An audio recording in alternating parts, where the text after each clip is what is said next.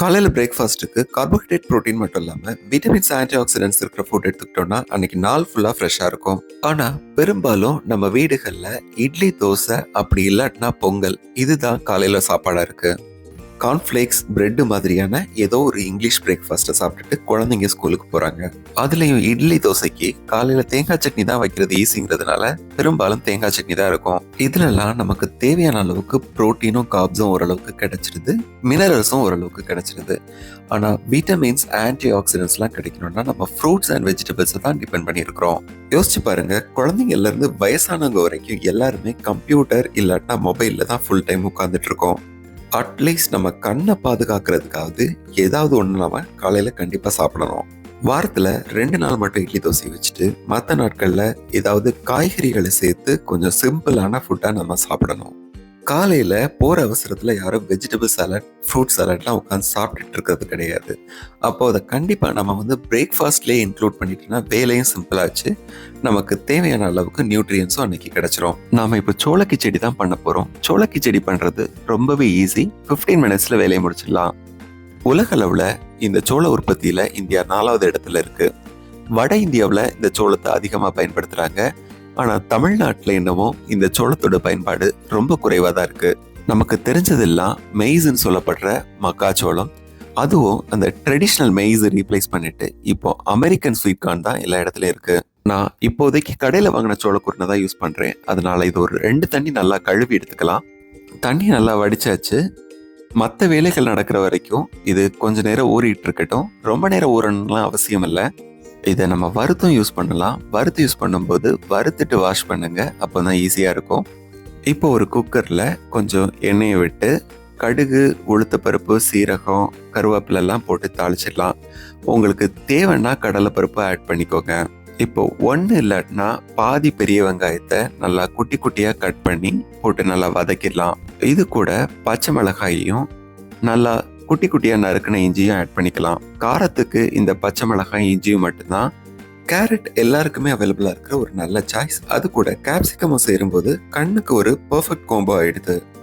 கேப்சிகம்ல நிறைய இருக்கிற vitamin C நம்ம செய்ய போகிற டிஷ்ல இருக்கிற அயன் அப்சர்வ் பண்ணுறதுக்கு ஒரு நல்ல சாய்ஸ்.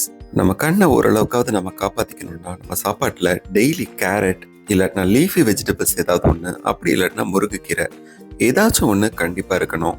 இப்போ இது கூட நம்ம காய்கறிகளை போட்டு நல்லா வதக்கிடலாம். நம்ம கேரட், பீன்ஸ், கேப்சிகம் 3 காயையும் நல்லா நறுக்கி வச்சிருக்கிறோம். இது கூட பச்சை பட்டாணி ஆட் பண்ணுறோம். சோளத்தில் இல்லாத எசென்ஷியல் அமினோ ஆசிட்ஸ் பட்டாணியில் இருக்குது, பட்டாணியில் இல்லாதது சோளத்தில் இருக்குது. அதனால இது ரெண்டையும் சேர்க்கும் போது ஒரு கம்ப்ளீட் ப்ரோட்டீன் சோர்ஸ் ஆகிடுது. ஒருவேளை உங்களுக்கு பட்டாணி பிடிக்கலன்னா நிலக்கடலை ஆட் பண்ணிக்கோங்க, நிலக்கடலையும் நல்லது தான். காய்கறிகளை கொஞ்சம் மஞ்சள் தூளும் உப்பும் சேர்த்துட்டு லைட்டாக வதக்கிக்கலாம். அதுக்கப்புறம் நம்ம எவ்வளவு சோளக்குருணை எடுத்தோமோ அதுக்கு 2 மடங்கு அளவுக்கு தண்ணி சேர்க்க போகிறோம். இப்படி செய்யும் போது இந்த சோள கிச்சடி கொஞ்சம் உதிரியா வரும். ஒருவேளை வீட்டில் பெரியவங்க இருக்காங்க, நீங்கள் கொஞ்சம் குறைவா செய்யணும்னா 3 மடங்கு தண்ணி சேர்த்துக்கோங்க. இப்போ தண்ணி நல்லா கொதிச்சு வந்ததுமே சோளத்தை ஆட் பண்ணிக்கலாம். ஏற்கனவே நம்ம காய்கறியில உப்பு சேர்த்துருக்கோம். இப்போ தேவைப்படுற அளவுக்கு கொஞ்சமா உப்பு சேர்த்துக்கோங்க. அவ்வளவுதான். இனிமே குக்கரை மூடி ஒரு 2 விசில் மட்டும் வச்சிடலாம். ஒருவேளை நீங்க 3 மடங்கு தண்ணி ஊத்துனீங்கன்னா இன்னொரு விசில் வச்சிருங்க. சின்ன சோளத்தை பொறுத்த வரைக்கும் 10,000 ஆண்டுகளை கடந்த ஒரு நீண்ட நெடிய வரலாறு இருக்கு. ஆப்பிரிக்க பகுதிகளில் 8,000 ஆண்டுகளுக்கு முன்னாடியே பெயரிடப்பட்டதா சொல்லப்படுது. இந்தியாவுக்குள்ள வணிகர்கள் மூலமா சிந்து சமவெளியிலையும் கிமு 3000 இருந்து இந்த சின்ன சோளம் பயிரிடப்பட்டு வந்திருக்கு. நம்ம சங்க இலக்கியங்கள்லயும் சோளம் குறித்த குறிப்புகள் இருக்கு. மற்ற சிறுதானியங்கள் மாதிரியே சோளமும் நல்லா வறட்சியை தாங்கி வளரக்கூடியது. அதனால பரவலா பயிரிடப்பட்டு எல்லா இடத்துலயும் பெருகி காணப்படுது. இது நல்லா குக் ஆயிடுச்சு.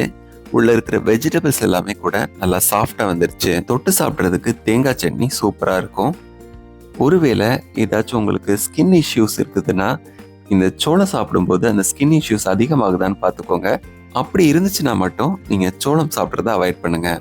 மற்றபடி இது குழந்தைங்கள்ல இருந்து ரொம்ப வயசானவங்க வரைக்கும் எல்லாருமே சாப்பிடலாம். ரொம்ப சூப்பரான ஒரு ஃபுட்டு. கொஞ்ச நாளைக்கு முன்னாடி கோதுமை குருணை யூஸ் பண்ணுறதை பற்றி ஒரு பெரிய பிரச்சனை வந்தது. அதாவது அவங்க அந்த கோதுமை குருணையை உடைக்கிற ப்ராசஸில் அதிகமாக நச்சுக்கொல்லிகள் கிடக்கிறதா சொல்லியிருந்தாங்க. ஏன்னா அந்த கோதுமை குருணையை ஊற வைக்கும்போது அதுல பூச்சிகள் வராம இருக்கிறதுக்காக அவங்க நச்சு மருந்துகள் கலக்கிறதா ஒரு பிரச்சனை வந்தது. ஒருவேளை கோதுமை குருணை மாதிரியே சோள குருணையிலையும் அதே ப்ராசஸை பயன்படுத்தி உடைச்சாங்கன்னா நமக்கும் நச்சுக்கள்ளிகள் கலந்து வர்றதுக்கு வாய்ப்பு இருக்கு. அதை அவாய்ட் பண்றதுக்காக நம்ம முழு சோளத்தை கொஞ்ச நேரம் ஊற வச்சு துணியில வச்சு உலர்த்திட்டு ஒன்றும் பாதியமா உடைச்சு அதை லைட்டா வறுத்து ஸ்டோர் பண்ணி வச்சுக்கிட்டோம்னா அதை நம்ம தேவைப்படும் போது யூஸ் பண்ணிக்கலாம்.